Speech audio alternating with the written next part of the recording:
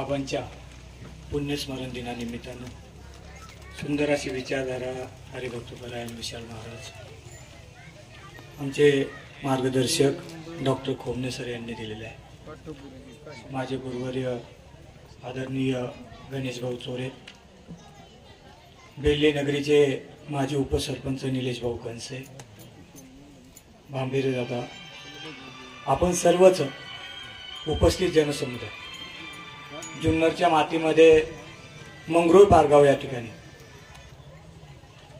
3 महिन्यापासून लेकरांना अनाथ म्हणून सोडून दिलं जातं आणि गळ्यातील मंगळसूत्र गहाण ठेवून त्यांची आई निस्वार्थीपणे, महाराज तुम्ही तुमच्या प्रवचनात सांगितलं कुठलाही लाभ नाही किंवा कुठलाही लोभ नाही, आतापर्यंत 1 रुपयाची देणगी पावती महाराष्ट्राच्या मातीमध्ये न फाडणारी संस्था तुम्हा मायबाप जनतेच्या सहकार्याने त्या अनाथ लेकरांची माय मंगरूळ पारगाव या ठिकाणी बनत असताना आपल्या परिवाराने जो देशमुख परिवाराने सन्मान केलाय, या सन्मानाने सन्मानिक अशी गोष्ट आहे ती अहंकार पण निर्माण करते आणि एखाद्याने टोचून बोललं, निंदा केली तरी ती मानसिक खच्चीकरण करते। म्हणून माझी पत्नी आणि मी आणि आमचे गुरुवर्य गणेश भाऊ चोरे आहेत, यांचे विचार मला सदैव असतात। हे दोन्ही गोष्टी आपल्यासाठी घातक आहेत। सन्मान तुम्हाला गर्व करेल आणि कोणी निंदा केली ती मनावर घेतली तर ते तुमचं मानसिक खच्चीकरण करेल।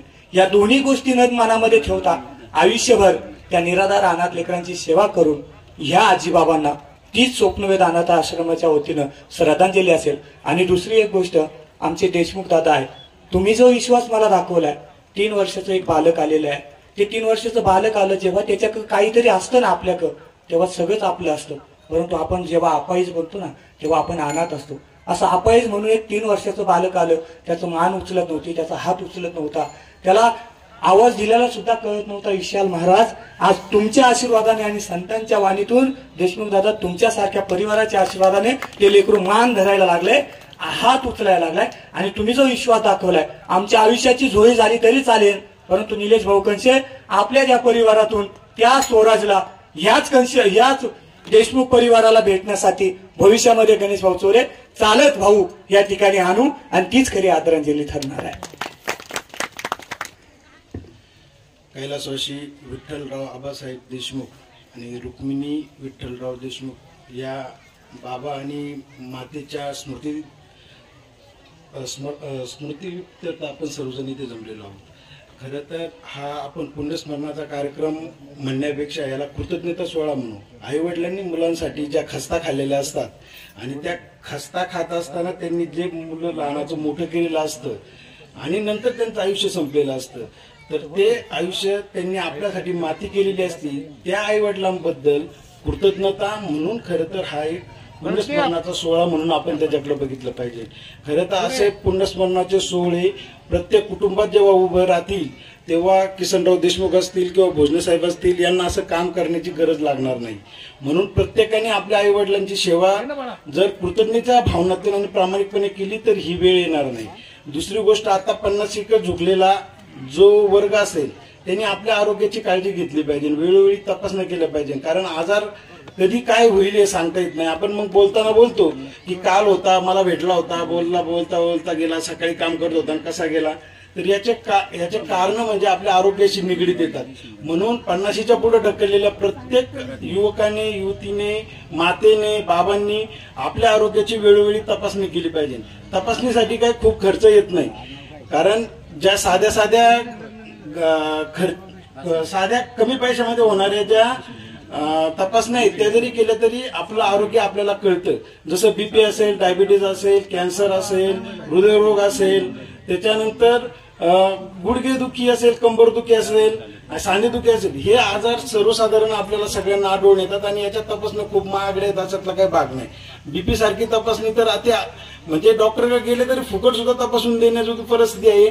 तर अशा ठिकाणी आपल्याला कळतं बीपी म्हणजे काय, तर शरीरातून वाहणारा रक्तप्रवाह आपल्या शिरांवर किती दाब देतो आणि आपल्या शिरा नेमका बीपी किती वाढलेला आहे हे कळणं म्हणजे आपलं बीपी व्यवस्थित आहे. कारण बघा, जर बीपी वाढलेला असेल तर हृदयरोगाचा अटॅक येऊ शकतो, तुम्हाला पॅरालायसिस होऊ शकतो, तुमचं डोकं कायम दुखू शकतं, म्हणजे तुम्ही चांगला विचार करू शकत नाही. आणि हे आरोग्य उत्तम राहण्यासाठी तुम्ही आपली जी शास्त्रामध्ये सांगितलेली किंवा आपले पूर्वज जेव्हा वापरत होते ती जे दिनचर्या, ऋतुचर्या, आहार विहार आणि चांगला विचार समाजाबद्दल जर केला तर हे जे लोकांचा आता सत्कार झालाय हा त्याचंच द्योतक आहे. म्हणून मला सांगायचं काय का तुम्ही चांगल्या दिनचर्याचं, ऋतुचर्याचं पालन करा, योग्य आहार घ्या. आहार घेत असताना सकस आहार घ्या. नाही तर लोक काय करतात, बाहेर कुरकुरे, बिस्किट, वडापाव, भजी, मिसळ बाहेर खायचं आणि त्याच्यावरच राहायचं. मग त्याच्यामुळे आपल्याला कॅन्सर सारखे दुर्धर आजार होतात. आणि दुसरी गोष्ट, व्यसनांपासून लांब राहा, कारण व्यसनांमुळे कॅन्सर सारखे दुर्धर आजार होतात आणि त्याच्यासाठी अमाप पैसा खर्च होतो.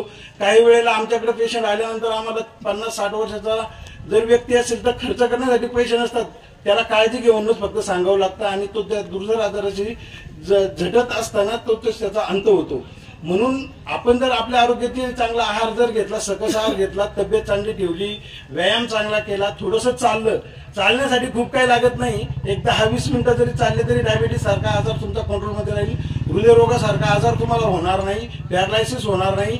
आणि जर 1 तासापर्यंत चालले तर आयुर्मान सुद्धा वाढेल. आताचं आयुर्मान लोकांचं कमी झालंय, हे त्याचंच कारण आहे. आणि व्यसनापासून अगदी लहान लहान 7वी-8वीचे मुलं सुद्धा तंबाखू खातात, गुटखा खातात.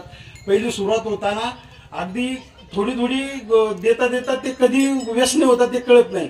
म्हणून आपल्या मुलांवर चांगले संस्कार करा आणि आपल्या मुलांचा मित्रपरिवार कसा आहे हे पण शोधा. कारण मुलांना जे वाईट वळण लागलेले हे फक्त संगतीमुळे लागलेले आहेत. आणि संस्कार म्हणजे काय, तर मुलं कळायला लागल्यापासून त्यांच्या वाढत्या वयापर्यंत येईपर्यंत, म्हणजे 25-30 येईपर्यंत जे ते आपल्या अवतीभोवती शिकतात. ते प्रत्येक वेळेला आई वडिलांनी शिकवायची गरज नाही, समाज सुद्धा खूप काही शिकतो. आणि समाज शिकवत असताना सदृढ समाज घडवायचा असेल तर आपण त्याची काळजी घेतली पाहिजे आणि हे मुलं व्यसनापासून दूर कसे राहतील ते बघितलं पाहिजे. आणि दुसरा, अति मोबाईलचा वापर थांबवा. कारण व्यसनांचं सांगत असताना मी जे सांगितलं संस्कार, तर मुलं आई बाप जर तंबाखू खात असतील, गुटखा खात असतील, दारू पित असेल, तो मुलगा ते बघून तो त्यांच्यापेक्षा अट्टल होणारच ना. आणि मोबाईल सुद्धा संवाद थांबलाय, कारण मोबाईल बघत असताना आपला संवाद थांबलाय. तो पण या निमित्ताने मुलांकडे कमीत कमी मोबाईल द्या, नाही तर रडायला लागलं का 3 वर्षाचा मुलगा सुद्धा चांगला मोबाईल हँडल करतं. तर त्यासाठी मोबाईलचा वापर कमी करा, नाहीतर ही बिघडलेली पिढी तुम्हाला यानंतर बघायला लागेल, व्यसनी पिढी या नंतर बघायला लागेल. आणि आपण हे जे देशात घडवण्याचं कार्य म्हणतो हे देश बिघडून जाईल. तर या निमित्ताने मला बोलण्याची संधी दिली. खरं तर मी संयोजकांचं, किसनरावचं या निमित्ताने अभिनंदन करेन. या माता आणि आईला आणि वडिलांना मी दोघांनाही भावपूर्ण श्रद्धांजली अर्पण करतो आणि थांबतो. खरं